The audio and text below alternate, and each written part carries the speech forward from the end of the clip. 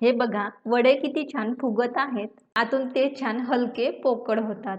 वडे बनवल्याच्या 2 तासानंतर एक वडा मी तुम्हाला तोडून दाखवत आहे.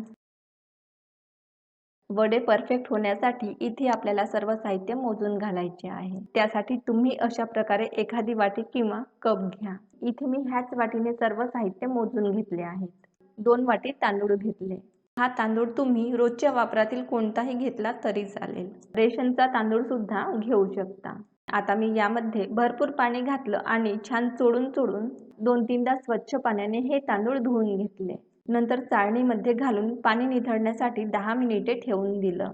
यामधील पाणी निथळत आहे तोपर्यंत एका भांड्यात अर्धी वाटी मुगाची डाळ, अर्धी वाटी चणा डाळ आणि अर्धी वाटी उडदाची डाळ घातली. ह्या डाळींमध्ये पावडर धूळ वगैरे लागलेली असते, त्यासाठी ह्या डाळी 1-2दा स्वच्छ पाण्याने धुवून घ्या. नंतर सावलीत किंवा फॅनच्या खाली कडकडीत सुकवून घ्यायच्या आहेत. तुमच्याकडे तेवढा वेळ नसेल तर कापड पाण्याने अशा प्रकारे ओला करा. नंतर तो ह्याप्रमाणे छान पिळून घ्यायचा आहे. आता यावर डाळी घालून ह्याप्रमाणे छान पुसून घ्यायच्या आहेत. हे बघा, डाळी ह्याप्रमाणे लगेच स्वच्छ होतात. ओल्या कापडाने पुसून घेतल्याने ह्या डाळी ओलसर झाल्या आहेत. म्हणून ह्या सुती कापडावर घालून अशा प्रकारे पसरवून घेतलं. एवढ्या वेळामध्ये तांदळामधील सर्व पाणी निथळले आहे. आता हे सुद्धा मी कापडावर पसरवून घेतले. हे तांदूळ आणि डाळी दोन्ही आपल्याला छान सुकवून घ्यायचे आहेत. त्यासाठी इथे लक्षात घ्या, कडक उन्हात न सुकवता सावलीत किंवा फॅनच्या खाली ठेवा. अधूनमधून यावर हात फिरवत राहा. तर हे बघा, तांदूळ व्यवस्थित सुकल्यानंतर यावर हात फिरवल्यास ते चिकटत नाही. एवढ्या वेळात डाळींमधील ओलसरपणा सुद्धा निघून जातो. हे दोन्ही मी एका भांड्यात घातले. अर्धी वाटी जाडे पोहे घातले. कांदे पोह्यांसाठी जे जाडे पोहे घेतो तेच घेतले आहेत. अर्धी वाटी अख्खे धने, धन्यांच्या अर्ध्या प्रमाणात म्हणजेच पाव वाटी जिरे आणि 1 चमचा मेथीदाणे घातले. मेथीदाण्यामुळे चव खूप छान येते. पोहे आणि मेथीदाणे ह्या दोन्हीमुळे आपले वडे हलके आणि पोकळ होण्यासोबत ते छान फुगायला मदत होते. सर्व साहित्य छान मिक्स केल्यानंतर आता हे बघा, कढई अशा प्रकारे मोठ्या गॅसवर कडकडीत गरम करा. हे झाल्यानंतर आता मी गॅस बंद करत आहे. हे परतून घेण्यासाठी इथे मी लोखंडी कढई घेतली. लोखंडी भांड्यात परतून घेतल्यास ते आपल्या शरीरासाठी खूप फायदेशीर तर ठरतेच आणि दुसरं म्हणजे त्या पदार्थाची चव कित्येक पटीने वाढते. यामध्ये सर्व साहित्य घालून ते एकसारखं हलवत राहा. हे भाजून घ्यायचे नाही, तर फक्त 7 ते 8 मिनिटे गरम कढईमध्ये परतून घ्यायची आहे. जेणेकरून यामध्ये काही ओलावा राहिला असेल तर तो पूर्णपणे निघून जाईल. परतून घेतल्यानंतर हाताने आपण पकडू शकू एवढे हे गरम झाले. हा भरडा तुम्हाला जास्त दिवस टिकवायचा असेल तर धान्य व्यवस्थित सुकवून घ्या.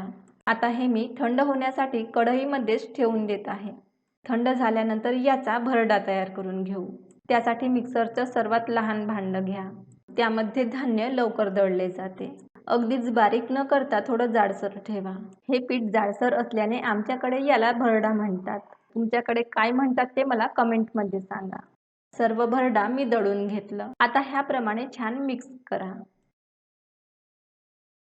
वडे करण्यासाठी यामधील 3 वाटी भरडा मी काढून घेत आहे. हे सुद्धा वाटीने किंवा कपने मोजून घ्या. म्हणजे आपल्याला तेल आणि पाण्याचा अंदाज व्यवस्थित घेता येतो. उरलेलं पीठ थंड झाल्यानंतर काचेच्या किंवा प्लास्टिकच्या बरणीत भरून ठेवा. 15 ते 20 दिवस रूम टेम्परेचरमध्ये आणि 2 ते 2.5 महिने हे फ्रीजमध्ये छान राहते. आता वडे करण्यासाठी पिठात मी 1.5 चमचा तिखट घातले. तिखट तुमच्या आवडीनुसार कमी जास्त करून घाला. पाव चमच्यापेक्षाही कमी हळद घातली. हळदीचे प्रमाण जास्त झाल्यास वड्यांचा रंग काळसर होतो, म्हणून हळद कमीच घाला. चवीपुरतं मीठ आणि 1.5 चमचा ओवा कुस्करून घाला. आता मी 2 चमचे पांढरे तीळ आणि 1 चमचा हिंग घातलं.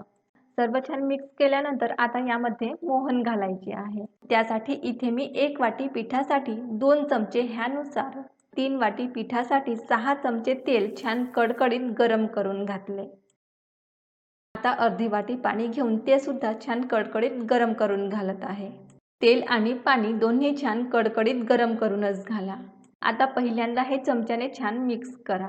हाताला सहन होण्या इतपत थंड झाल्यानंतर ह्याप्रमाणे छान चोळून मिक्स करा.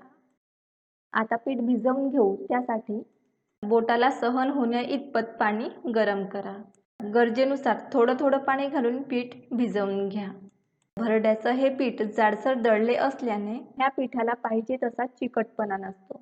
म्हणून इथे पीठ भिजवण्यासाठी थंड पाण्याऐवजी आपल्याला गरमच पाणी घ्यायचे आहे.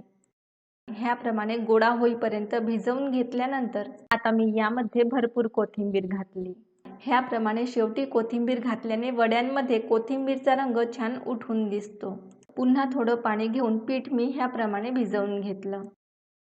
हे पीठ अगदीच घट्ट किंवा सैलसर नको, ते ओळखण्यासाठी ह्याप्रमाणे करून बघितल्यानंतर हे बघा, पिठाला अजिबात क्रॅक्स आले नाही, ते व्यवस्थित आहे. आता हे अर्ध्या तासासाठी झाकून ठेवा. अर्ध्या तासानंतर पिठाला हलकासा कोरडेपणा येतो. त्यासाठी यावर डायरेक्ट पाणी न घालता पाण्याचा हात घेऊन 2-1 मिनिटे मळून घेतलं. आता वडे करून घेऊ. पाण्याचा हात घेतल्यानंतरच थोडं पीठ काढून घ्या. वडे करण्यासाठी इथे मी प्लास्टिक पेपर घेतला आहे. यावर मी थोडं पाणी लावलं. पाण्याऐवजी तेल लावू शकता, परंतु पाणी लावल्यास वडे छान क्रिस्पी होतात, हा माझा अनुभव आहे. वडे छान फुगण्यासाठी मध्ये थोडं जाडसर आणि काठाकडे थोडं पातळसर करून घेतलं. काठाचा भाग ह्याप्रमाणे एकसारखा करून मधात सुद्धा कुठे जाड कुठे पातळ न राहता एकसारखा होण्यासाठी थोडं पाणी लावून ह्याप्रमाणे करून घ्या. पुरीप्रमाणे हे तुम्ही असेही ठेवू शकता किंवा ह्याप्रमाणे छिद्र करून घ्या. तुम्ही कसंही केलं तरी वडे छान फुगतात. थिकनेस तुम्ही बघू शकता. वडा उचलल्यानंतर हे बघा, खालच्या बाजूने छिद्र व्यवस्थित दिसत नाही, म्हणून ह्याप्रमाणे थोडं करून घेतलं. आता हे बघा, वरची बाजू वर आणि खालची बाजू खाली राहील अशा प्रकारे वडा तेलात सोडायचा आहे. त्यासाठी इथे मी हाय फ्लेमवर तेल छान कडकडीत गरम करून घेतलं. तेलात सोडल्यानंतर वड्याला अजिबात झारा लावायचा नाही.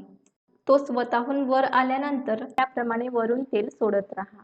असे केल्याने हे बघा, वडा छान फुगतो. आता पलटून दुसऱ्या बाजूने सुद्धा तळून घ्या. वडा तेलात सोडल्यापासून पूर्ण तळेपर्यंत गॅसची फ्लेम हाय ठेवा. वडे खूप जाड केले तर ते जास्त तेल शोषून तेलकट होतील आणि खूप पातळ केले तर ते व्यवस्थित फुगणार नाही, कडक होतात. त्यासाठी वड्यांचा थिकनेस हलकासा जाडसर ठेवा. 2 तासानंतर हे बघा, वडे आत्ताही छान कुरकुरीत आहेत. रेसिपी आवडली असेल तर व्हिडिओला लाईक, शेअर आणि सबस्क्राईब करायला विसरू नका. लवकरच भेटूयात. धन्यवाद.